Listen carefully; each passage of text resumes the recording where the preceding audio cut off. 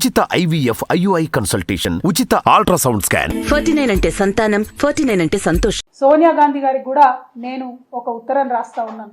సోనియా గాంధీ గారు ఇందిరమ్మ రాజ్యం తీసుకొస్తాం, ఆడపిల్లలకు న్యాయం చేస్తామని మీరిచ్చినటువంటి గ్యారెంటీ మీద, ఆనాడు చనిపోతున్నటువంటి బిడ్డల చావుల మీద రాజకీయం చేసి విద్యార్థులలో ఒక భయాందోళనకరమైనటువంటి వాతావరణం క్రియేట్ చేసి మీరు కొన్ని ఓట్లు తెచ్చుకున్నటువంటి విషయాన్ని ఇవాళ తెలంగాణ ప్రజానికానికి గుర్తు చేస్తూ సోనియా గాంధీ గారిని నేను రిక్వెస్ట్ చేస్తా ఉన్నాను. ఈ రాజస్థాన్ విషయంలో సుప్రీంకోర్టు ఇచ్చినటువంటి తీర్పు మరి దేశవ్యాప్తంగా కూడా మహిళల యొక్క హక్కులకు భంగం కలిగించే విధంగా ఉన్నది. అయినప్పటికీ కొన్ని రాష్ట్రాలు, బీహార్ ఒప్పుకోలే, సపరేట్ జీవో ఇచ్చిరు, మేము పాత పద్ధతి ఫాలో అవుతామని చెప్పిరు. కర్ణాటక ఒప్పుకోలే, సపరేట్ జీవో ఇచ్చిరు, పాత పద్ధతి ఫాలో అవుతామని చెప్పిరు. కానీ తెలంగాణ ప్రభుత్వానికి అంత ఆతృత ఎందుకు? కేసీఆర్ గారు వేసినటువంటి కోర్టు కేసుని వాపస్ తీసుకొని మరి కొత్త జీవో ఇచ్చి ఆడపిల్లల నోట్లో మట్టి కొడతా ఉన్నారు. ఒక్కసారి తెలంగాణ సమాజంలో కుటుంబాలను ఆలోచించాలి.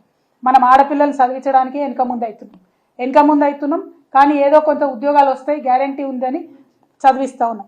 ఇవాళ ఆడపిల్లలకు వచ్చే ఉద్యోగాలకు గ్యారంటీ లేవంటే కనీసం వాళ్ళ చదువులు కొనసాగే పరిస్థితి ఉంటుందా? ఒక్కసారి ఆలోచన చేయాలి.